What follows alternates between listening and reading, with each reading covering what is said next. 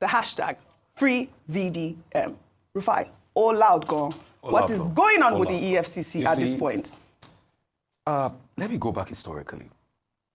Yesterday, I was watching a documentary of Stalin, Russia, where people that didn't align were taken, were sent up to gulags, were sent up to concentration places.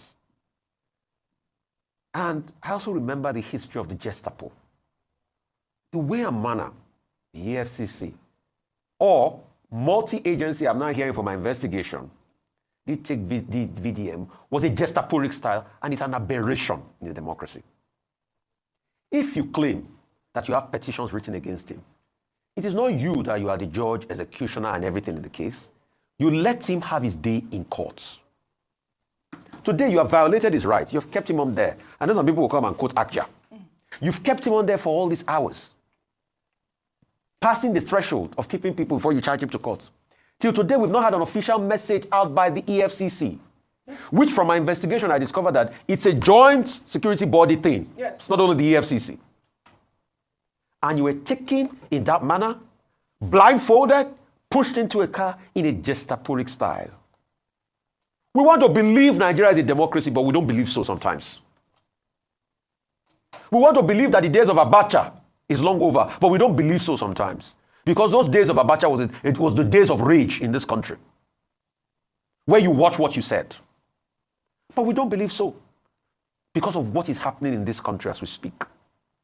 Like Africa, China, they reach my way, not wasting money. They're not going to see him face for crime fighter. If you have petition written against the man, call the man forward, come and accept his petition. Why arresting him in that style?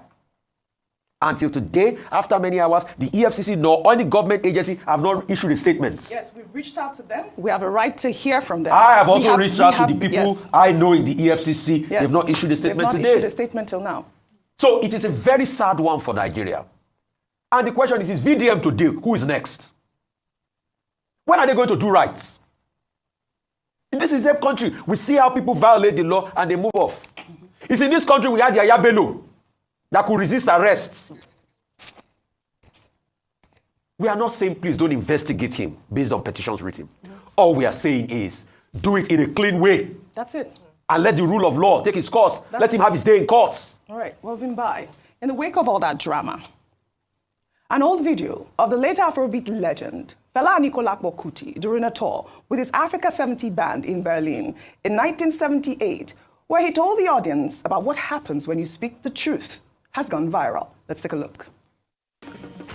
When you are revolutionary and you talk the truth, people will come and slap you down. Then you talk the truth again, they lock you in jail. Then when you are very strong and you talk again, they may kill you. They may even burn your house down, like they burnt my house down at home.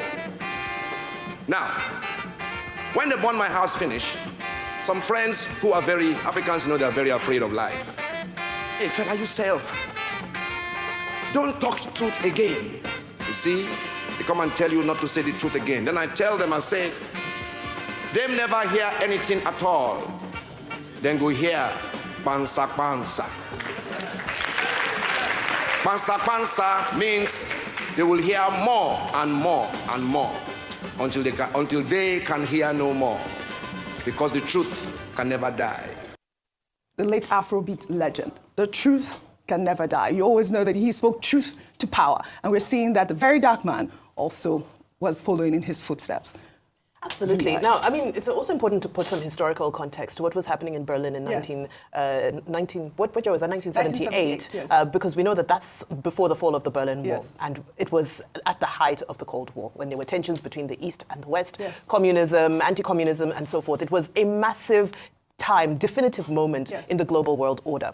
So for him to go and perform and, you know, especially what he was saying at the time, as much as it is revolutionary now, at that point it was even more revolutionary. And it just reminds us of why it's important to have advocates, to have revolutionaries, to have people who don't fit into conformity, but are bold enough to call a spade whenever they see it as such, because it's not always the easy thing to do. So to see Fela doing that, and to now see that sadly, this message resonates with so many people today, is an indictment on where we are going it's an indictment on when we're going, because we're supposed to look at this historically and say, look how far we've come. It shouldn't be almost nostalgic and say, oh my goodness, you know, different day, different trouble, I think is what they say. Also the fact that as much as they say history doesn't repeat itself, history rhymes. So I think it's an important time for us to reflect. Yesterday was World Press Freedom Day. Yes. And again, there was some scathing comments that were made by Sarah, by some of the, you know, civil society organizations against what is currently happening. They're saying that press freedom is not what we're enjoying here in Nigeria at the moment. And now just to tie it all up, before you move on to your next story, we can't forget Verydarkman's mother. Yes. Because her whereabouts are also still not confirmed. And even if he has something to answer for, I can't imagine why we would keep an elderly woman in custody for this long.